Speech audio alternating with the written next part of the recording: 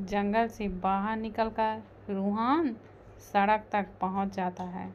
उसके पीछे स्वरा भी सड़क तक पहुंच जाती है। स्वरा सड़क को देखते हुए कहती है, अब हम किधर जाने वाले हैं? रूहान बिना स्वरा को देखकर कहता है, हम नहीं, अब तुम अपने रास्ते जाओ और मैं अपने रास्ते। स्वरा रूहान के आगे आकर मुंह बनाते हुए कहती है, मुझे नहीं जाना है उस कैद में। इस वक्त भी मुझे अंदर बंद रखती हैं। हर वक्त कहीं भी जाती हूँ तो अपने गेड़ों के जैसे दिखने वाले बॉडीगार्ड्स को मेरे पीछे लगा देती हैं। मुझे कुछ वक्त के लिए उस कैद से आज़ादी चाहिए। रूहान उसकी बातों को सुनकर स्वरा को एक नज़र देखता है, फिर आगे बढ़कर कहता है, अब तो तुम आज़ाद हो, जहाँ जाना है जाओ। स्वरा उसके पीछे चलते हुए कहती है, पर मैं इस सुनसान रास्ते में अकेले कैसे जाऊं? इस बार रूहान कुछ नहीं बोलता। स्वरा को कुछ याद आता है और वो फिर झट से कहती है, लेकिन तुमने तो मुझे किडनैप क्यों किया था? फिर रूहान की चोट को याद करते ही वह एकदम से रुक जाती है। तुमने खुद को बचाने के लिए मेरा यूज किया? यह सुनते ही रूहान के कदम रुक जाते हैं। वह पीछे मुड़कर स्वरा को देखता है, जो उसे ही देख रही थी। रूहान जवाब देता है, हाँ, मैंने तुम्हारा यूज किया क्योंकि मुझे अपनी जान बचानी थी, ताकि तुम्हारी दीदी को मैं मार सकूं। स्वरा हैरानी से रूहान को देखती है। रूहान स्वरा को हैरान भरी नज़रों को नज़रअंदाज करके फिर एक बार कदम बढ़ाता है। वह दो ही कदम बढ़ाता है कि एक साथ गाड़ियों की फौज सड़कों पर रुकती हैं। ध्रुव आदित्य से, आदित्य, रूहान को चोट लगी है। आदित्य यह सुनकर दिव्या को देखता है, जो सुकून से सो रही थी। वह दिव्या के माथे को चूमकर धीरे से गोद से सीट पर अच्छे से बिठाता है, फिर कार से बाहर निकल जाता है। वहीं रूहान तो शांत नज़रों से कार से निकलते आदित्य को ही देख रहा था, और वहीं स्वरा कन्फ्यूज्ड से खड़ी थी। आदित्य चलकर रूहान के पास जाता है और उसे देखने लगता है। रूहान की हालत बहुत ही ज़्यादा खराब थी, फिर भी वह ठीक से खड़ा था। आदित्य रूहान को बैठने का इशारा करता है, तो रूहान इशारा समझते ही बैठ जाता है। एक बॉडीगार्ड आकर आदित्य के सामने फर्स्ट एड बॉक्स को खोलता है। आदित्य घुटनों के बल बैठकर रूहान के जांघ पर बंधे कपड़े को निकालता है। कपड़ा निकालते ही घाव का गहरा निशान उसे दिखता है। आदित्य एक नज़र रूहान को देखकर कॉटन से खून साफ करते हुए उससे कहता है, तुम्हारी इतनी उम्र नहीं है जो अकेले बदला लेने पर उतर आए हो। कभी तुमने सोचा है, अगर तुम्हें कुछ हो जाता तो चाचा चाची का क्या होगा? रूहान चुपचाप आदित्य को देखते रहता है। आदित्य रूहान को पट्टी करने लगता है। पट्टी करने के बाद वह उठकर खड़ा होता है और रूहान को सहारा देते हुए कार में बैठा देता है। दोबारा ऐसी कोई गलती नहीं होनी चाहिए, इस बात का ध्यान रखना, कहते हुए आदित्य कार का दरवाज़ा बंद कर देता है। रूहान एकदम से कहता है, बदला लेने के लिए उम्र नहीं देखा जाता भाई। अगर मकसद मजबूत हो तो कोई भी ये कर सकता है, और मैं अपने दोस्त का बदला लेकर ही रहूँगा, चाहे मुझे अपनी जान। वह इससे आगे कुछ बोलता, आदित्य जोर से चिल्लाता है, रूहान। उसकी आवाज़ से स्वरा सहम जाती है। वहीं दिव्या की आंखें भी खुल जाती हैं। रूहान बिना भाव के आदित्य को ही देख रहा था। वहीं आदित्य रूहान को गुस्से से देख रहा था। आदित्य वार्निंग देते हुए कहता है, आइंदा से ऐसी बकवास मत करना, वरना मुझसे बुरा कोई नहीं होगा। रूहान अपनी नज़रें आदित्य से हटाकर सामने देखने लगता है। कुछ देर तक आदित्य रूहान को देखता है, फिर वहाँ से अपनी कार की तरफ बढ़ने लगता है कि उसकी नज़र स्वरा पर ठहर जाती है। स्वरा जैसे ही अपने तरफ आदित्य को देखते पाती है, वह नज़रें झुका लेती है। आदित्य कुछ बॉडीगार्ड्स को इशारा करता है तो वह स्वरा को लेकर कार में बिठा देते हैं। स्वरा बिल्कुल शांत से झुकाए बैठ जाती है। उसके साथ सभी बॉडीगार्ड बैठे थे, जो स्वरा को बिल्कुल पसंद नहीं था। रूहान दूसरी कार में ध्रुव के साथ बैठा था। आदित्य अपनी कार में बैठ जाता है। उसके बैठते ही दिव्या कहती है, आपने रूहान पर क्यों चिल्लाया? आदित्य दिव्या को अपने ऊपर करके शान से गले लगा लेता है। आदित्य की बेचैनी को समझकर दिव्या भी अब कोई सवाल नहीं करती। तभी कार अब साथ में चलने लगती हैं। ध्रुव रूहान को देखता है, जिसका चेहरा सख्त था। ध्रुव रूहान से नजरें हटाकर सामने देखते हुए कहता है, जिससे तुम बदला लेना चाहते हो वो हमारे कब्जे में है, जिसे आदित्य आसान मौत नहीं देने वाला। रूहान यह सुनते ही ध्रुव को देखता है। ध्रुव भी रूहान को देखता है, फिर कहता है, तुम चाहो तो अपनी तरफ से टॉर्चर कर सकते हो, पर वह मरनी नहीं चाहिए। उसकी मौत आदित्य के हाथों से ही होगी। रूहान टेढ़ी स्माइल देते हुए, बिल्कुल नहीं मरेगी। मुझे तो बस उसे तड़पते मरते हुए देखना है। यह सुनकर ध्रुव भी मुस्कुराने लगता है।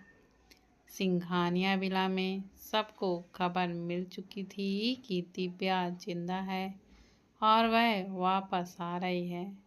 यह सुनकर तो सबकी खुशी का कोई ठिकाना ही नहीं था।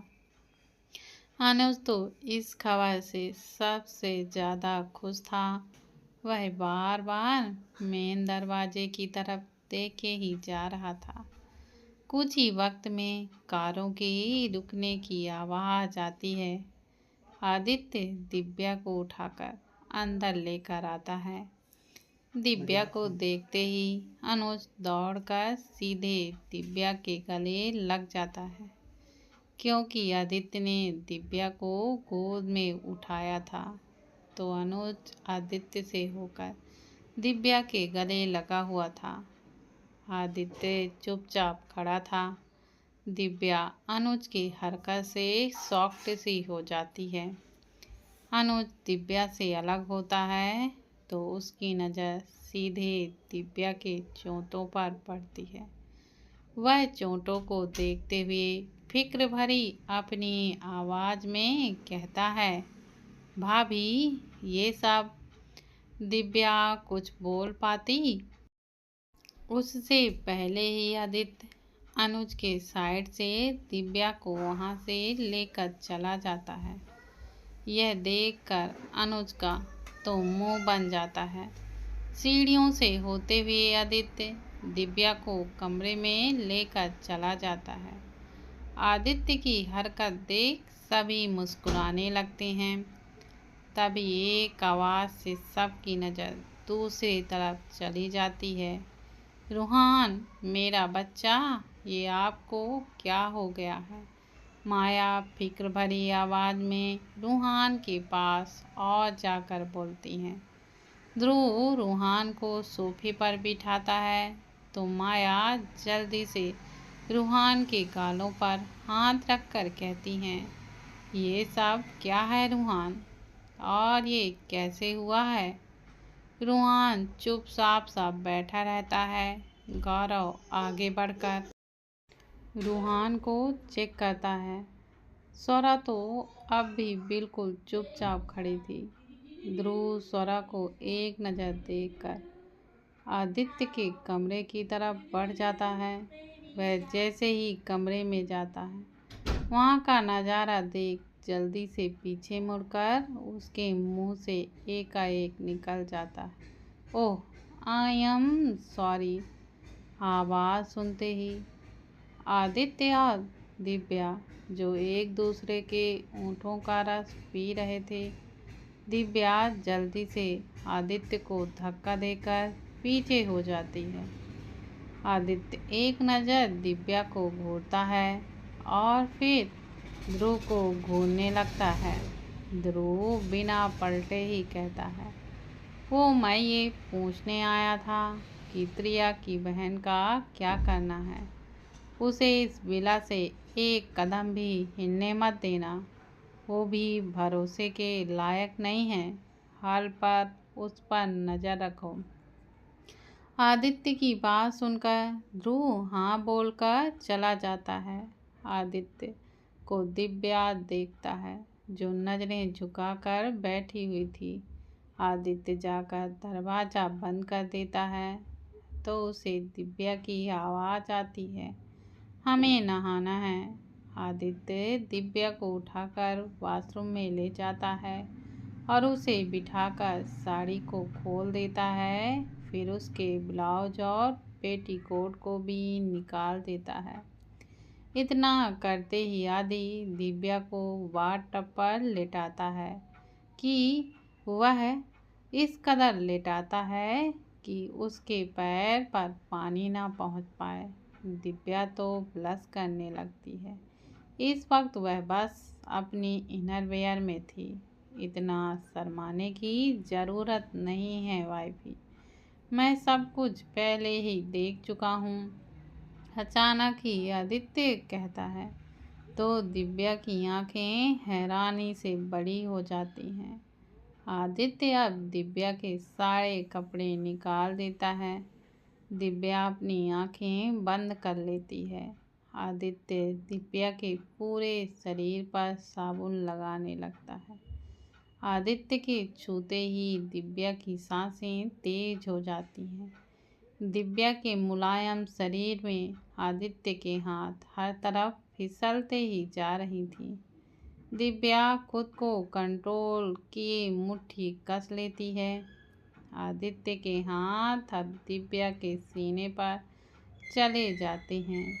दिव्या अपनी आंखें खोलकर झट से उसका हाथ पकड़ लेती है। दिव्या सन से लाली लिए नामे सिर हिलाते हुए कहती है, मुझसे बिल्कुल भी कंट्रोल नहीं होगा। दिव्या की हालत देखकर आदित्य उसे अच्छे से साफ करके कपड़े पहनाकर बाहर ले जाता है। दरवाज़ा नॉक होने पर आदित्य दरवाज़ा खोलता है, जहाँ विकासा खाना लेकर खड़ी थी। वह अंदर आकर दिव्या के पास बैठी हैं। फिर आदित्य को देखते हुए कहती हैं, आदि आप भी आइए। आदित्य भी दिव्या के पास जाकर बैठ जाता है। विकासा अपने हाथों से दोनों को बारी बारी से खाना खिलाती हैं। आदित्य को अपने हाथों से खाना खाते देख विकासा जी की आंखें नम हो जाती हैं। यह देखकर दिव्या खाते हुए ही कहती है, माँ आप रो रही हैं। यह सुनकर आदित्य की नज़र भी विकासा जी पर पड़ती है, जिसके आंसू लुढ़कते हुए गालों पर आ चुके थे। आदित्य विकासा को गले लगा लेता है। विकासा जी एकदम से रोते हुए कहती हैं, आई एम सॉरी बच्चा, हमने अपने डर की वजह से आपके बचपन को अकेलेपन से भर दिया, कभी खुद के पास नहीं आने दिया। आदित्य विकासा से अलग होकर आंसुओं को पोंछते हुए कहता है, जो बीते वक्त दर्द दे उन्हें याद करने का क्या मतलब। जो होना था सो हो गया, पर अब तो आप से निकल सकती हैं, मुझे भी उतना ही प्यार कर सकती हैं। विकासा जी जल्दी से हाँ में सिर हिला देती हैं। दिव्या दोनों को खुशी और नमी के साथ देख रही थी। कुछ वक्त बाद विकासा वहाँ से चली जाती हैं। उसके बाद गौरव आकर दिव्या के चोटों पर दवाई और इंजेक्शन लगा देता है। गौरव दिव्या को देखकर, भाभी 1 हफ्ते में ही आपके सारे घाव भर जाएंगे, बस आप जमीन पर पैर मत रखना। यह सुनकर दिव्या का मुंह बन जाता है। वह मन ही मन कहती है, चुड़ैल कहीं की, मेरे कितने अच्छे पैरों को खराब कर दिया, ऊपर से मेरे गोरे गोरे हाथों को काला कर दिया।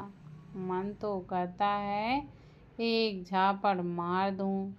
बोलते हुए ही दिव्या अजीबों गरीबों की तरह मुंह बनाने लगती है। यह देखकर गौरव हंसने लगता है, तो वहीं आदित्य बस दिव्या को ही देख रहा था। गौरव भी अब वहाँ से चला जाता है। आदित्य दिव्या से, तुम आराम करो, मैं अभी आता हूँ। दिव्या झट से कहती है, हमें आपके साथ सोना है। आदित्य अपने लैपटॉप को निकालकर टेबल पर रखता है, फिर दिव्या को देखते हुए कहता है, मैं यही हूँ वाइफी। दिव्या जिद करते हुए कहती है, नहीं, हमें आपके बाहों में सोना है।